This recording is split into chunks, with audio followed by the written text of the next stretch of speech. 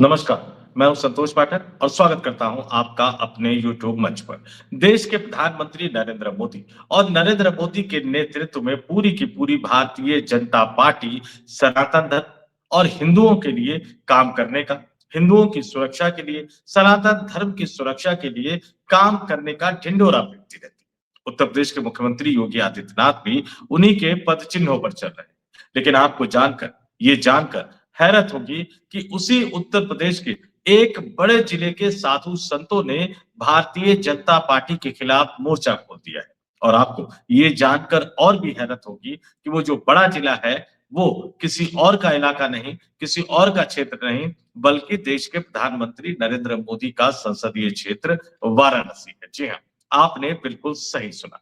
वाराणसी, देश के प्रधानमंत्री नरेंद्र मोदी के संसदीय क्षेत्र वाराणसी, जहां उत्तर प्रदेश के मुख्यमंत्री योगी आदित्यनाथ लगातार दौरा करते हैं। हर महीने कम से कम 1 या 2 बार उनका वाराणसी का दौरा होता ही है। उस वाराणसी की धरती पर साधु संतों ने मोर्चा खोल दिया है भारतीय जनता पार्टी के खिलाफ। एक बड़ी बैठक हुई साधु संतों की, एक बड़ी बैठक हुई भारतीय जनता पार्टी के तौर तरीकों को लेकर, भारतीय जनता पार्टी के नगर निगम को लेकर, साधु सन्यासियों पर अत्याचार की बात, उनसे जबरन टैक्स लेने की बात, टैक्स ना दे तो कुर्की करने का नोटिस, इन तमाम चीजों को लेकर एक बड़ी बैठक हुई और ये सवाल उठाया गया कि भैया जब आप इस्लाम धर्म के अनुयायियों को अलग-अलग तरीकों से कई तरीकों का जिक्र किया गया कि जब आप उनको मदद देते हो, तो फिर आपको हिंदुओं से और सनातन धर्म से ही क्यों चिढ़ है? जब आप मस्जिदों को मदद देते हो, तो फिर आपको मंदिर और साधु संतों से ही क्यों चिढ़ है? और ये आरोप किसी और व्यक्ति ने नहीं या कोई विरोधी दल का नेता नहीं लगा रहा है, बल्कि ये आरोप इस देश का और खास तौर से वाराणसी में रहने वाले संत समाज के लोग लगा रहे हैं और उन्हीं संत समाज के लोगों ने एक बड़ी बैठक बुलाई है। जी हाँ, अब से कुछ दिन पहले खबर मैंने आपको बताई थी कि 2026 में राष्ट्रीय स्वयंसेवक संघ देश भर के साधु संत समाज की एक बड़ी बैठक उत्तर प्रदेश में करने जा रहा है ताकि उसका फायदा उत्तर प्रदेश में 2027 में होने वाले विधानसभा चुनावों में उठाया जा सके। लेकिन उससे पहले ही वाराणसी के साधु संतों ने भारतीय जनता पार्टी के खिलाफ मोर्चा खोल दिया है। कहते हैं ना, जब बात अपनी पर आती है तो समझ आती है। गाजियाबाद के लोग बढ़े हुए हाउस टैक्स से त्राहिमाम कर रहे हैं। मामला कोर्ट तक में पहुंच गया है और ये किस तरह से जनता को बेवकूफ समझते हैं या बनाने की कोशिश करते हैं। मेयर कहती है कि नहीं पढ़ना चाहिए। बीजेपी के तमाम पार्षद कहते हैं कि नहीं पढ़ना चाहिए। तमाम नेता, विधायक, सांसद बीजेपी के कहते हैं कि नहीं पढ़ना चाहिए। तो भैया नगर आयुक्त की क्या इतनी हैसियत हो गई कि इन सबको धत्ता बता के वो हाउस टैक्स बढ़ा रहे हैं? और बढ़ा ही नहीं रहे। अदालत में जब ये मामला गया तो तारीख पर तारीख और उत्तर प्रदेश के कई जिलों में इसी तरह से जनता त्राहिमाम कर रही है और उस बीच में बिजली के स्मार्ट मीटर भी आ गए हैं, जिसके ज़रिए जिसको लेकर एक तो बड़े पत्रकार ने भी सवाल उठा दिया कि किस तरह से वो कामकाज हो रहा है, उसको लेकर एक बड़े पत्रकार ने भी सवाल उठा दिया। तो उस पर कोई किंतु परंतु नहीं, कहीं से कोई सुगबुगाहट नहीं।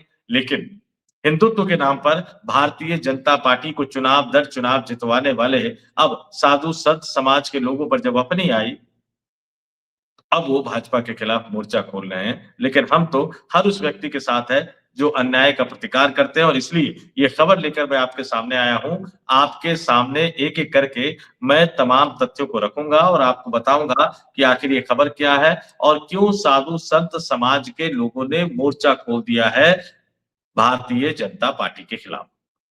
दरअसल वाराणसी के पातालपुरी मठ में पातालपुरी सनातन धर्म रक्षा परिषद द्वारा वैष्णव संप्रदाय के धर्माध्यक्ष जगत गुरु बलक देवाचार्य के नेतृत्व में एक बड़ी बैठक हुई साधु संतों की। और पातालपुरी मठ में जो ये बैठक हुई साधु संतों की, इसमें ये मांग की गई कि धार्मिक स्थानों को टैक्स से हर तरीके के टैक्स से मुक्त रखा जाए और जो कुर्की का नोटिस, जी आपने बिल्कुल सही सुना कि वाराणसी में कुर्की का नोटिस भी भेजा गया है, तो ये भी उन्होंने मांग की कि कुर्की का नोटिस भेजने वाले अधिकारियों को बर्खास्त किया जाए। अब तो उनको पता है कि अकेले तो वो भारतीय जनता पार्टी से लड़ नहीं सकते, वो बीजेपी के नगर निगम से लड़ नहीं सकते, वो उत्तर प्रदेश के मुख्यमंत्री योगी आदित्यनाथ से लड़ नहीं सकते और वाराणसी के सांसद तो देश के प्रधानमंत्री नरेंद्र मोदी है, उनसे लड़ने की तो वो कल्पना भी नहीं कर सकते क्योंकि इन्हीं लोगों ने मिलकर उनको बड़ा आदमी बना दिया है।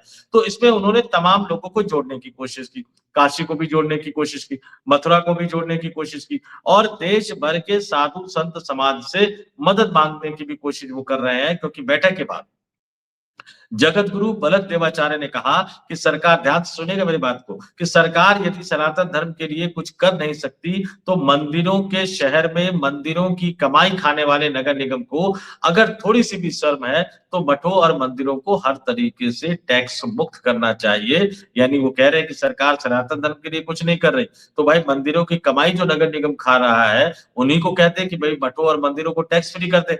मठ और मंदिर दुनिया को शांति और अनुशासन का पाठ पढ़ाते हैं, वैदिक संस्कृति और कर्मकांड को बिना किसी सरकारी मदद के आगे बढ़ाने का काम करते हैं। सरकार मदरसों को फंड और सरकारी वेतन दे रही है। आरोप लगा रहे हैं कि इस देश का इस्लामीकरण एक तरह से किया जा रहा है और सरकार मदरसों को फंड भी दे रही है, सरकारी वेतन भी दे रही है, लेकिन साधु संत समाज पर जुल्म किया जा रहा है, टैक्स लिया जा रहा है और टैक्स न देने पर कुर्की का नोटिस दिया जा रहा है। इसलिए उन्होंने कहा कि नगर निगम को मठों और मंदिरों को टैक्स से मुक्त कर देना चाहिए और यदि ऐसा नहीं हुआ तो संत समाज के बड़े विरोध प्रदर्शन के लिए तैयार रहना चाहिए।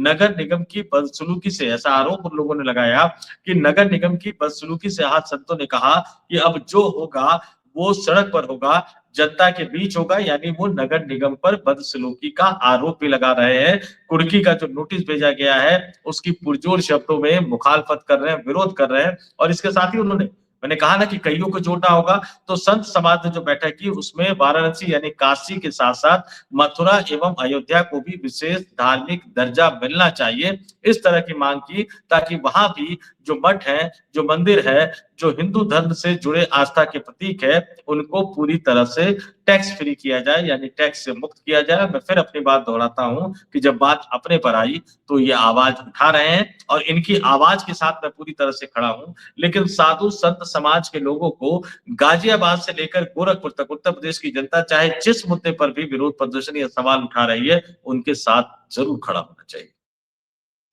अगर आप बिजली की बात करें तो बिजली मंत्री जय श्री राम कह के निकल जाते हैं। अगर आप पानी की बात करें, अगर आप नाले की बात करें, अगर आप सड़कों की बात करें, अगर आप नगर निगम की मनमानी की बात करें, उद्यान विभाग की मनमानी की बात करें, सरकार से सवाल पूछे, तो फिर आपको हिंदू मुसलमान की घुट्टी ना पिलाई जाए। इन संत समाज के लोगों को इस बात का ध्यान रखना चाहिए और इसका असर क्या पड़ेगा? निश्चित तौर पर आप ये मानकर चल लीजिए कि साधु संत समाजों की एक बड़ी भूमिका, इस देश के साधुओं की एक बड़ी भूमिका रही है भारतीय जनता पार्टी के अश्वमेघ के विजयी घोड़े को दौड़ाने के लिए, चुनाव दर चुनाव भारतीय जनता पार्टी को जीत दिलाने के लिए। क्या लेकिन सरकार इनकी बात सुनेगी?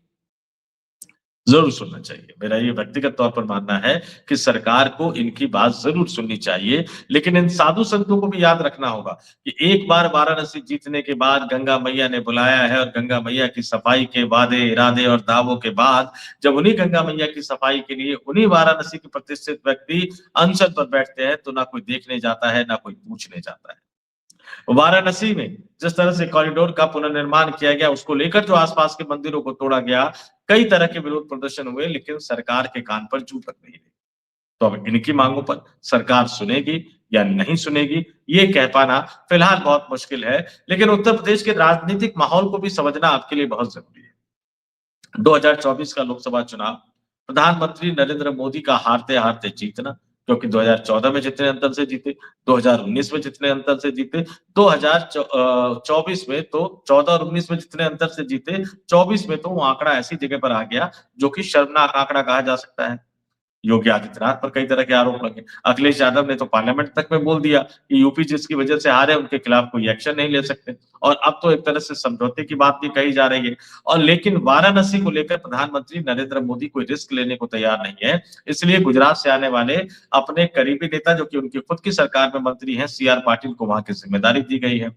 वर्तमान में जो प्रदेश अध्यक्ष बनाए गए पंकज चौधरी, उनको भी वाराणसी और वाराणसी के आसपास के जिलों पर विशेष ध्यान रखने को कहा गया है, विशेष ध्यान ध्यान देने को कहा गया है। तो ऐसे में साधु संत समाज के लोगों की इतनी बड़ी बैठक और वो भी प्रधानमंत्री नरेंद्र मोदी के संसदीय क्षेत्र में, भारतीय जनता पार्टी के नगर निगम के खिलाफ, बीजेपी के तौर तरीके और बीजेपी के रवैये के खिलाफ, और वो भी उनको सनातन विरोधी बताते हुए, निश्चित तौर पर प्रधानमंत्री नरेंद्र मोदी के लिए ये खतरे की घंटी है। तो कार्रवाई का आदेश जो है वो लखनऊ से आता है, या कार्रवाई का आदेश जो है वो देश की राजधानी दिल्ली से आता है, या दिल्ली से आदेश जाए और लखनऊ उसको वाराणसी तक ना बढ़ाए, या कार्रवाई का आदेश सीधे सीधे देश के प्रधानमंत्री नरेंद्र मोदी वाराणसी के जिला अधिकारी तक पहुंचा देते हैं।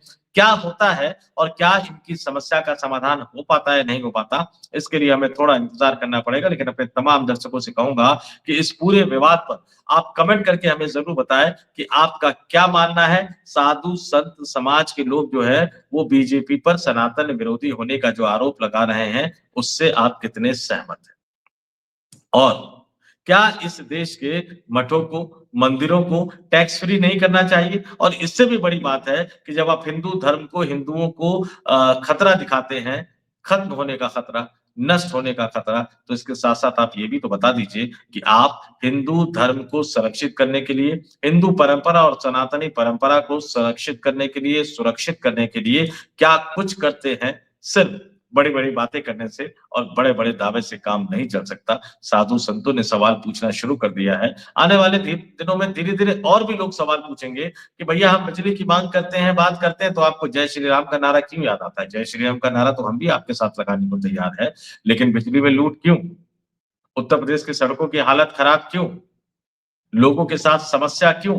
कम से कम इस बात का जवाब तो आप उसी एंगल पर दो, उसमें धर्म को मत घुसाओ। धर्म के मामले में हम भी आपके साथ हैं, हम भी आपके साथ जय श्री राम नहीं बल्कि जय सिया राम बोलेंगे। लेकिन जहाँ सवाल व्यवस्था का आता है, जहाँ सवाल सुविधाओं का आता है, जहाँ सवाल नगर निगम की लापरवाही का आता है, जहाँ सवाल नगर निगम के मनमानी का आता है, जहाँ सवाल भ्रष्टाचार का आता है, जहाँ सवाल प्रशासनिक क्षमता और दक्षता का आता है, जहाँ सवाल सरकार और नागरिक का आता है, वहां तो कम से कम प्रशासनिक अंदाज में कार्रवाई करो और प्रशासनिक अंदाज में ही जवाब दो। आपका क्या मानना है? कमेंट करके जरूर बताइएगा। जाते-जाते फिर आपसे अपील करूंगा, आग्रह करूंगा, अगर अभी तक आपने हमारे यूट्यूब मंच को सब्सक्राइब नहीं किया है तो आगे बढ़िए, हमारे यूट्यूब प्लेटफॉर्म को सब्सक्राइब कीजिए और मेंबर के तौर पर भी आप ज्वाइन कर सकते हैं और थैंक्स के जरिए भी आप हम तक अपनी सहायता पहुंचा सकते हैं। तो इस वीडियो में इतना ही। मुझे यानी संतोष पाठक को दीजिए इजाजत। आप तमाम लोगों से अपील करूंगा, आग्रह करूंगा, जुड़े रहिए हमारे साथ, बने रहिए हमारे साथ।